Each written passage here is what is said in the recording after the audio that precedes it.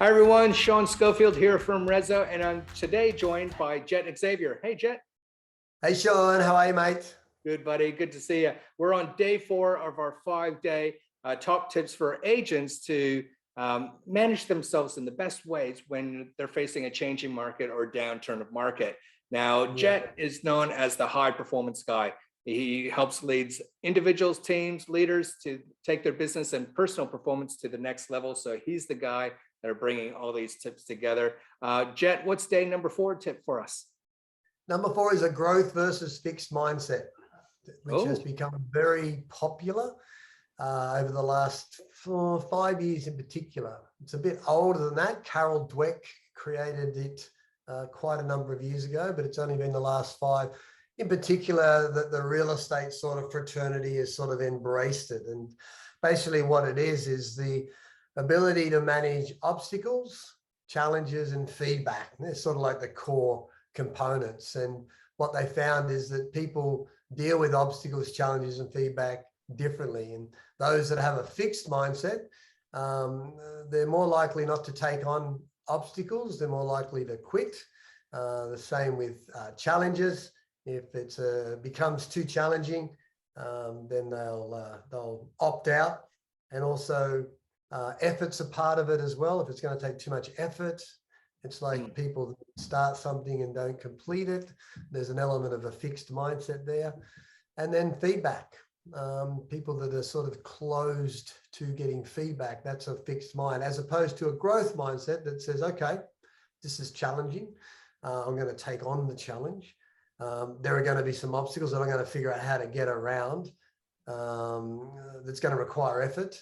I'm going to look for the people that can give me some feedback about how I can do this better. You know, if you think about losing weight or a weight loss program, you know, that can be challenging to start with. You know, you have at 5 o'clock in the morning, you get to the gym, there's a couple of obstacles, you might have a few injuries, it's going to require effort. If you've got a personal trainer, you're going to get slammed, and then you're going to get feedback along the way about that. A person with a fixed mindset probably won't make it.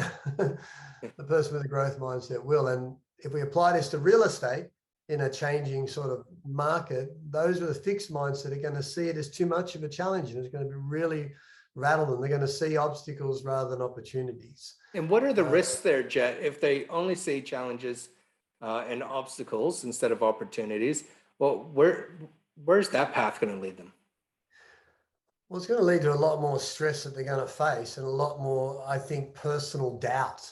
I mean, everything comes from there, you know. It's the confidence to believe that you can that creates that sort of growth mindset, and that you're going to get through the challenge. That, yeah, it's going to take a bit of effort, but I'm going to hang in here, and yeah, I'm going to get some feedback on this. So people that have a fixed mindset run the risk of missing out on great careers, first and foremost, but more importantly, just staying in the game. I mean, if you've got a growth mindset, the scoreboard doesn't really matter. It's the end result that you're sort of looking for. And that's the big difference. If you look at, you know, big companies like Kodak and Fuji back in the day when you had the 1 hour processing, I remember we used to run down there and put our stuff in, and it used to take a couple of weeks, and then it was an hour. It's like, my God, an hour. Anyway, Kodak, I think it was 2012, went into liquidation receivership, and Fuji looked far for different types of technology, and they went into medical imaging. So it was just like a flow on from what they were already doing. And, you know, you can see that maybe Kodak had a bit of a fixed mindset around the challenges and obstacles that they were facing and looked at it differently. And, you know, Fuji sort of were more growth orientated in their mindset as well. I guess the key word here, Sean, is perspective. Yeah. Yeah. It doesn't really matter. You know, to you, a challenge might look a certain way. To me, it might look totally different. And as the market changes, this growth fixed mindset is going to be really important on how you see things. Some people are going to see obstacles. Some people are going to see opportunity. Yeah. Some people are going to see a challenge, and some people are going to see a chance. And that's because of the two different types of mindsets that operate, the fixed or the growth. Yeah, I find that some people in a fixed mindset, they tend to have a fixed network as well, or very, I guess, is it secular? They're very much in their own world. And it's a limited input of influence. Yeah. So how important do you think it is to have to tap into a broader network when you're facing these challenges to make sure that you're not staying in a fixed mindset? Well, I think that's where the aspect of feedback comes in. If you've got a fixed mindset, you don't want feedback, because feedback could mean that you've failed. It could mean that you're not good enough. It could mean that you're not going in the right direction. It could mean that you shouldn't be in real. Whereas a growth mindset, they look for feedback. Tell me how I'm going, Sean. Is this going to work? I'm thinking of doing that. I'm going to change my Facebook campaigns when the market moves a little bit. I'm going to have different things in my marketing campaign. I'm going to list my presentation is going to be, can you give me some feedback? And they're looking for it. Yeah. Yeah. Whereas the fixed mindset's like going, I'll just get through this by myself and I'll be okay. As long as no one sees me, because that potential to fail weighs heavily on the fixed mindset. And that's why Do you think they'll that's a little fear? bit. Sorry, do you think that's fear or ego? What sits behind that? I think, you know, it brings fear of change. It brings fear of failure. It brings fear of the unknown. Those things are always at the heart of people with a fixed mindset. Whereas the opposite is, you know, for a growth mindset, it's like, I'm going to fail as much as I can. You know, I'm excited about the unknown and what's on the other side. So they're just two different standard operating systems that people have, which are going to come into play as we move into these next few months, particularly as the market changes around Australia. Mindset's so important, and that belief system that underpins it is incredibly important, because that belief is going to drive your actions, which, you know. Well, that's where the perspective comes into it. And that's, you know, you read a book like Man's Search for Meaning by Viktor Frankl about the Holocaust camps, and that's exactly what that is. There were some that held on to hope that the Allies were going to come and save them, and in the midst of the horrors of a death camp, they held out with hope in their hearts. And then there are others that said, we are doomed, and suicided and killed each other and did a whole lot of horrific stuff.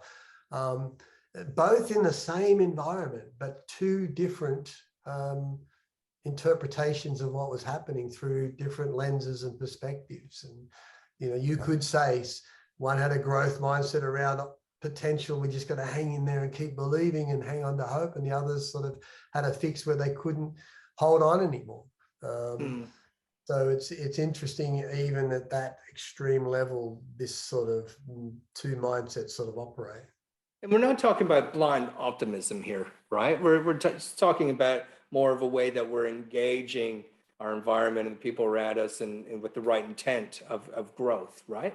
Yeah, we're not talking about guarantees, if that's what you mean. We're talking about the immediate experience of what's happening right now, which is the perspective I have on something.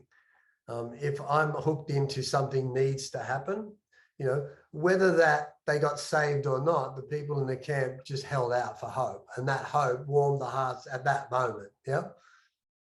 Because all things being equal, in that present moment, they probably didn't think they were going to get saved. Yeah. But the optimism, you know, and if you read Martin Seligman's stuff on learned optimism, there's a lot around that explains that sort of approach. But I don't think it's blind optimism. I mean, there is toxic positivity. That's actually a thing. But I think it's more about the present moment and what you're interpreting and what you're giving meaning to. Some are going to give this shift in market a different meaning, which is a fixed mindset meaning. It's going to be tough. It's going to be hard. It's going to be a shortage. There's going to be problems, and then others are going to see it as that opportunity and that possibility, and they're going to fly and they're going to soar, because they're going to see that it's not as bad as people are saying it is. You know, it's like the whole COVID thing for the last couple of years. It's like this monkeypox now. It's like, no, 14,000 people got monkeypox, and now 7 billion people in the world need to watch out. I mean, I'm not a doctor, but I don't know. It's just a crazy type of. This is not medical advice here, but I turn on the TV and I just go, monkeypox. Oh, come on, to switch. Yep, we're giving you market changing advice here, and so, you know, it's optimism and pessimism, and we talked in a couple of videos before, you know, above the line and below the line. You know, adapting or dying. It's the same type of theme, but it's all about your perspective in that moment. I love that. Thanks, Jet, very much for sharing today's day 4 Sure. number tip. If anybody wants to learn more about you, your programs, or get a free consultation, how can they find you? JetXavier.com. Just find that website and fill out the details, and I'll be glad to chat. Beautiful. Thanks everyone for joining us today, and we'll see you on for our last day tomorrow, where we go tip number 5. All the best. Number Bye. 5.